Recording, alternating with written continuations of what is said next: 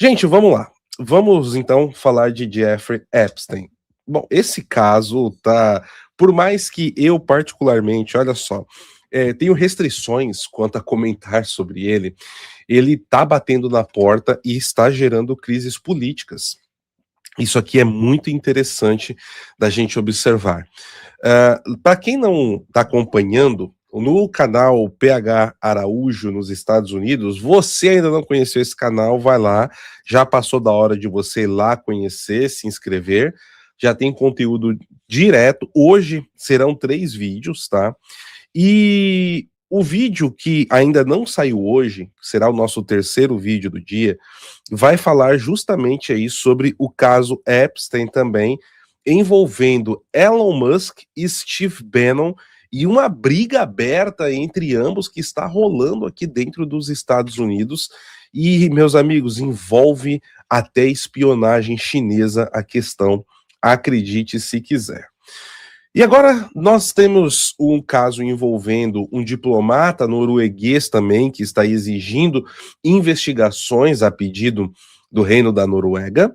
E nós temos agora o Reino Unido no meio de uma crise. Bom, o que está acontecendo?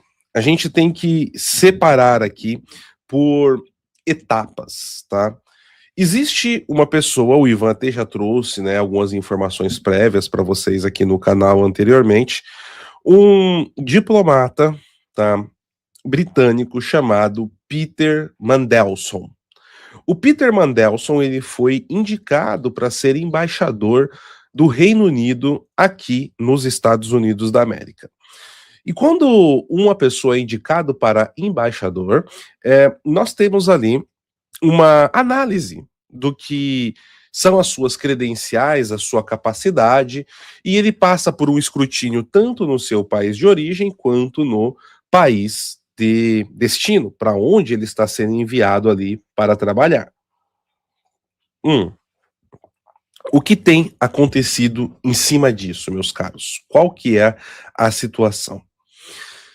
O Peter Mandelson, ele não era a primeira opção do Partido Trabalhista, mas precisava de uma pessoa para fazer a interlocução com a Casa Branca. E aqui vale lembrar que o partido atual que está governando o Reino Unido é um partido assim de extrema esquerda, mas é de muita esquerda mesmo, é esquerda assim, vamos pegar aqui os termos que a grande mídia usa, de ultra esquerda, tá? Se é que a gente, fica até estranho falar isso, né? Um partido de ultra esquerda. E o que que nós assistimos em cima disso? Não tinha ninguém para fazer essa interlocução e que entendesse a mentalidade do atual mandatário da Casa Branca, pelo menos é o que eles acreditavam. Então eles recorreram ao Peter Mandelson por ser uma pessoa que já tinha experiência diplomática e poderia fazer esse meio de campo. Quando ele passou por escrutínio dentro do Reino Unido, automaticamente o nome dele acendeu um alerta vermelho dentro do MI6, tá? Que é o Serviço de Inteligência Britânico. O MI6 retornou o documento a Downing Street, que é a sede da casa, né, do primeiro-ministro britânico, e falou: olha, não recomendamos aqui o Peter Mandelson. Isso porque já existia ali indícios de ligações dele com o caso Epstein, que ele teria ligações com Epstein. Além disso, né, é uma curiosidade aqui sobre o Peter Mandelson. Ele é casado não, ele é amaziado, ele é um par com um brasileiro, tá? Ele tem ali como companheiro um brasileiro, né? E o Peter Mandelson, ele aparecia nessas listas. Bom, Keith Stammer, mesmo assim, continuou insistindo no nome e enviou a indicação dele para os Estados Unidos da América. A indicação chegou na mesa do Marco Rubio, antes de ir para o Trump. O Marco Rubio olhou as credenciais, viu quem era a pessoa, devolveu para o Keith Stammer e falou: olha, vocês não querem enviar uma outra pessoa?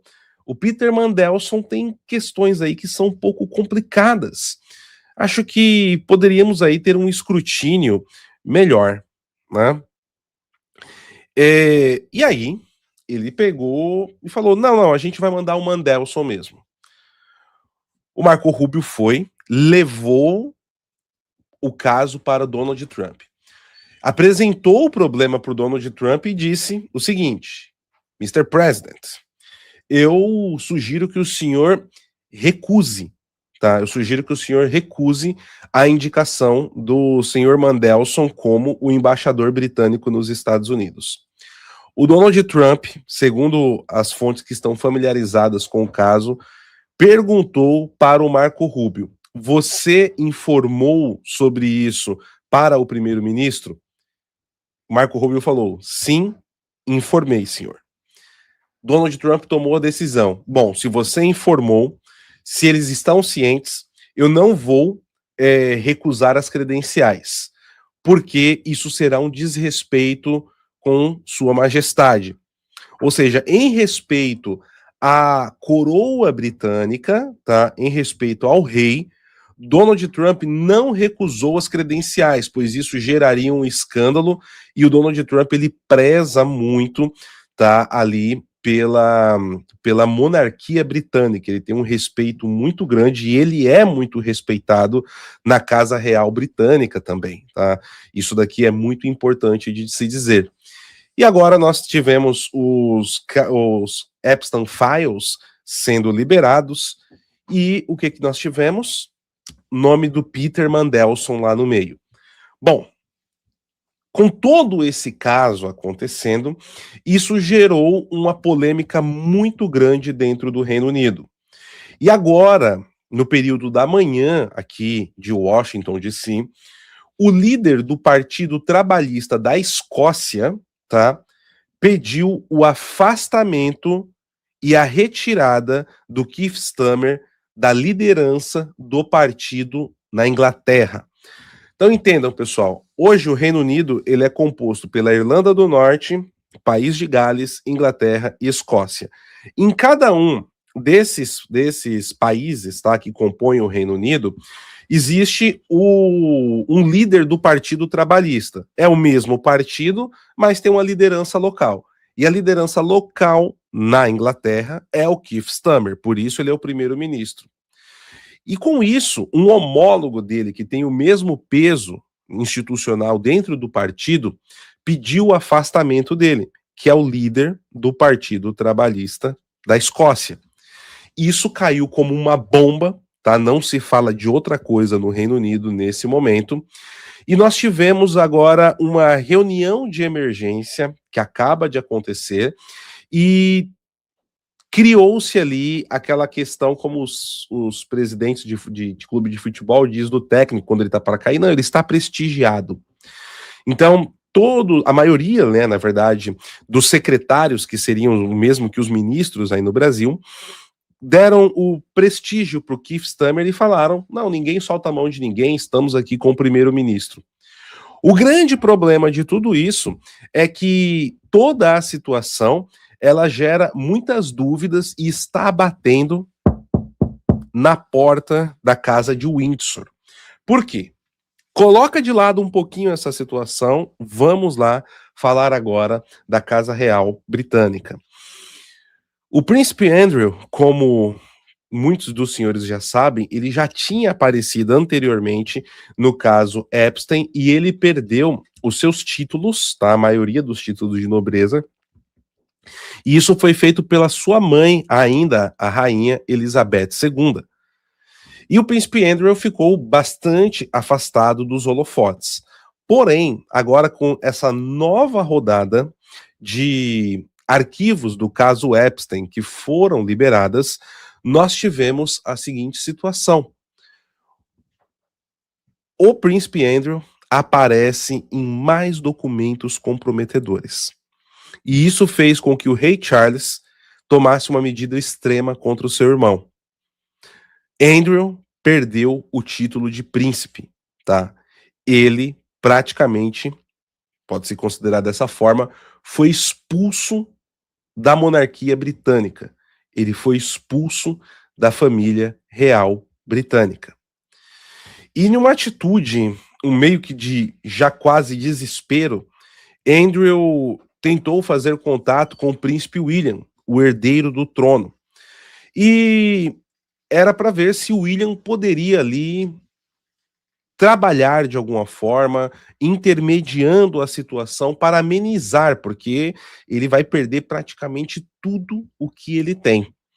A resposta do príncipe William foi ele e sua esposa Kate Middleton publicarem uma carta pública, e essa carta pública foi de solidariedade a todas as vítimas de Jeffrey Epstein e seus associados, tá? Então, não foi nem um tapa, foi um soco na boca do estômago do próprio tio que o príncipe William deu ao lado de sua esposa, né, a Kate Middleton.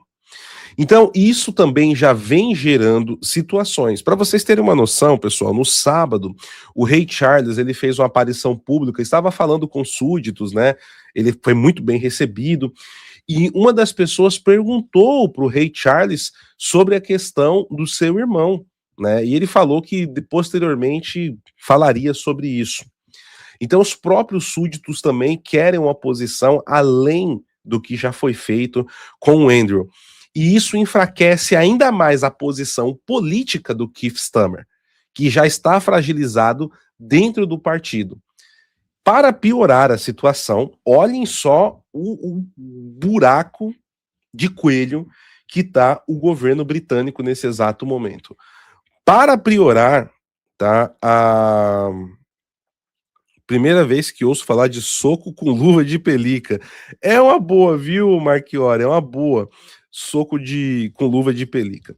Para piorar a situação, tá? Ainda um pouquinho mais, nós temos um outro problema. Não existe uma liderança forte para substituir o Keith Stammer, tá? Para vocês terem uma noção, o segundo na linha de sucessão dentro do partido que poderia exercer esse papel de liderança e assumir o cargo de primeiro-ministro foi afastado de suas funções por evasão fiscal, ou seja, estava dando um adiancap, o trabalhista comuna estava dando um adiancap e sonegando imposto. Então, só para vocês terem uma noção. E o segundo, ou seja, segundo na possibilidade, no caso do terceiro, no que seria essa linha de sucessão dentro do Partido Trabalhista do Reino Unido, seria justamente uma muçulmana. Em um momento onde o debate anti-imigração, tá, islâmica dentro do Reino Unido está pegando fogo, meus amigos. Então, assim, não existe um nome forte para substituir o Keith Stammer. E aí, existe alguém que tá assim atrás da árvore. Sabe aquele meme atrás da árvore assim, ó? E esse nome, meus amigos, é Nigel Farage, tá? Nigel Farage, que tem o seu próprio partido, o Reform UK.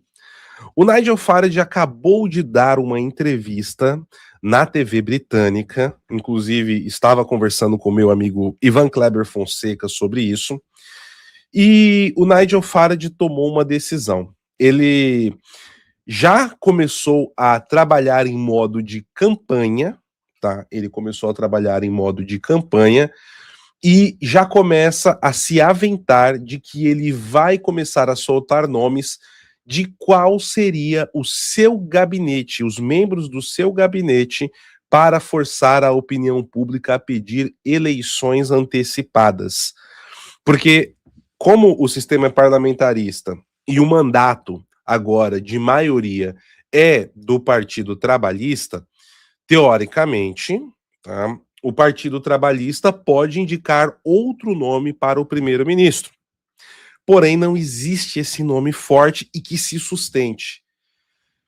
O Nigel Farage disse nessa entrevista que acredita que ainda esse ano, de 2026, é muito possível que tenhamos eleições antecipadas, ou seja, eleições gerais para todos os cargos que são ligados ali ao governo central, né? Ou como nós diríamos aqui nos Estados Unidos ou no Brasil, federal.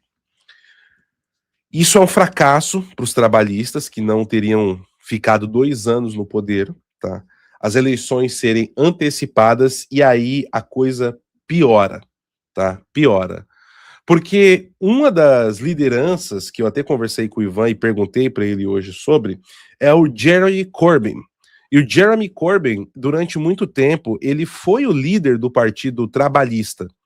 Inclusive, é um dos membros mais ativos da Internacional Progressista, né? Faz tempo que eu não falo da Internacional Progressista aqui no canal. O Jeremy Corbyn saiu do Partido Trabalhista, tá? Sai do Partido Trabalhista e criou um novo partido, o Your Party. Esse é o nome, o seu partido. Your Party é o nome do partido. E o Partido Trabalhista está com mais ou menos 17% das intenções de voto. O Partido Verde está mais ou menos com 19%. Os jovens estão migrando para o Partido Verde de esquerda. Por outro lado, o partido do Nigel Farage, nesse momento, está na casa dos 32% das intenções de voto, e o Partido Conservador, que é o partido clássico, né, da direita, no Reino Unido, está com 20% das intenções de voto. Então, nós temos aí... Opa, a dona da pensão acabou de trazer um café quentinho, pessoal. Deixa eu dar um golinho, porque tá friozinho, tá? Vocês estão me acompanhando? Vocês estão acompanhando o tamanho do imbróglio que está no Reino Unido nesse momento? Se vocês estão conseguindo entender toda a treta, deixa um. Se não, digite 2 aí no chat, tá bom? Então, o que que acontece? Nesse exato momento, a direita, tá? Ou a centro-direita e a direita tem mais de 50% das intenções de voto dentro do Reino Unido. E existe uma possibilidade grande de uma coalizão entre o partido Reform, que seria aí um partido novo da direita surgindo, e o Partido Conservador. E os conservadores, eles estariam ali interessados em fazer essa coalizão com Nigel Farage e conseguir ali alguns cargos, obviamente, né, algumas secretarias importantes. A boa notícia, tá? A boa notícia é que nos últimos meses o Nigel Farage parece que acordou e começou a trazer as questões russas, que são um problema, inclusive para a segurança do Reino Unido, para o debate público, tá? Tanto da Rússia enquanto Estado, quanto de Vladimir Putin como um todo, tá? Então, o Nigel Farage, que sempre foi visto nos últimos tempos como alguém com um discurso meio alinhado à Rússia, tal qual Salvini, Viktor Orbán, Marine Le Pen. A Le Pen também deixou um pouco, né? No último ano ela se afastou mais dessa posição, mas agora isso também tem acontecido. Agora, não sabemos se isso é pela viabilidade de o Nigel Farage, depois de 30 anos, né, de trabalho, tornar-se o primeiro-ministro britânico, ou se realmente ele teve essa visão mais clara dos problemas que significam ali relacionamento com o Kremlin e se deixar enganar pelo autocrata russo Vladimir Putin. Agora, no meio de tudo isso, a mídia britânica, que tem uma força muito grande, tá? Tem uma força muito grande, começou a exercer uma pressão importante, tá, pessoal?